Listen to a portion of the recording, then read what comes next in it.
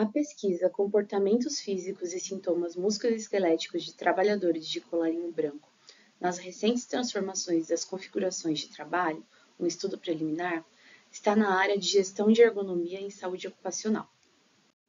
Trabalhar em casa no Brasil não era algo comum, o que mudou drasticamente com o aparecimento da pandemia de Covid-19, aumentando essa prevalência para 51% dos trabalhadores de colarinho branco. Esses trabalhadores têm postos de trabalho sedentários, caracterizados pelos longos períodos passados nesse tipo de comportamento, aliado ao baixo nível de atividade física, o que resulta num fator de risco para a saúde do trabalhador, favorecendo o aparecimento de doenças crônicas não transmissíveis. Considerando as altas cargas horárias e a alta exposição a esses fatores, o combate ao comportamento sedentário é uma questão de saúde pública.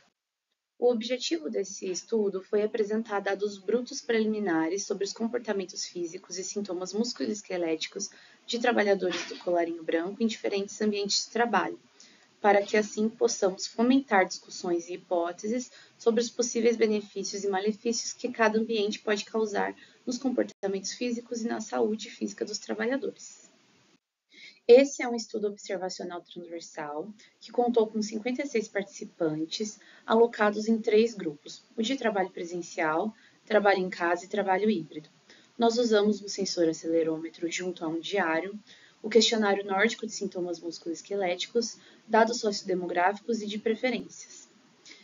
Para participar desse estudo, o voluntário teria que ter entre 18 e 65 anos, trabalhar por período igual ou superior a 4 horas no computador e não ter se ausentado do trabalho a não ser pelo período de férias.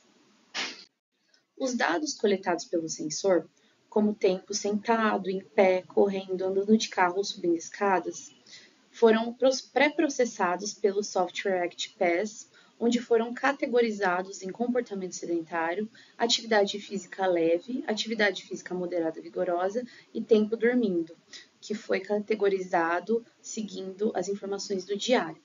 Após isso, foram feitas as médias em minutos para os dias de trabalho e final de semana. Os dados do questionário nórdico foram categorizados por frequência e intensidade, e a percepção de produtividade, equilíbrio entre vida pessoal e trabalho e as preferências sobre as configurações de trabalho foram baseados na frequência das opções de resposta.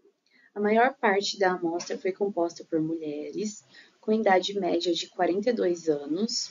A maior parte era pós-graduado e praticava atividade física regularmente.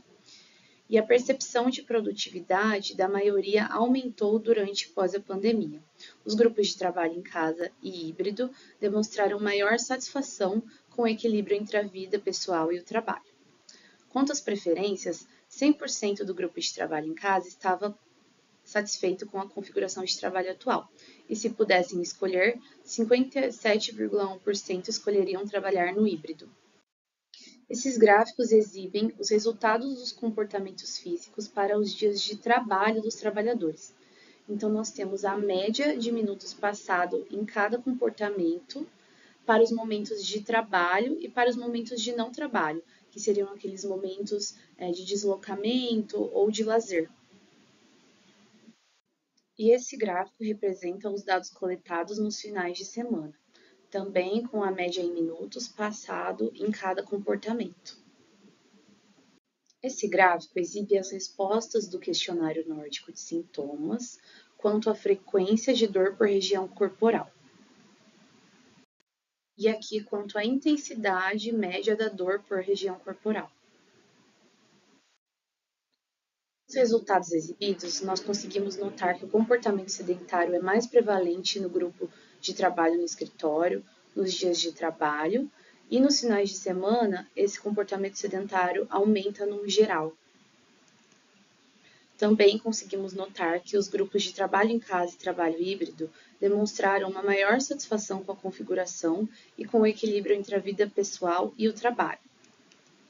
A prevalência de dor foi alta em todos os grupos, e as maiores intensidades foram relatadas em ombro, pescoço e lombar.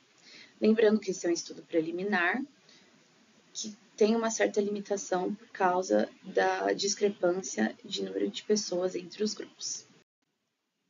Esses são os autores.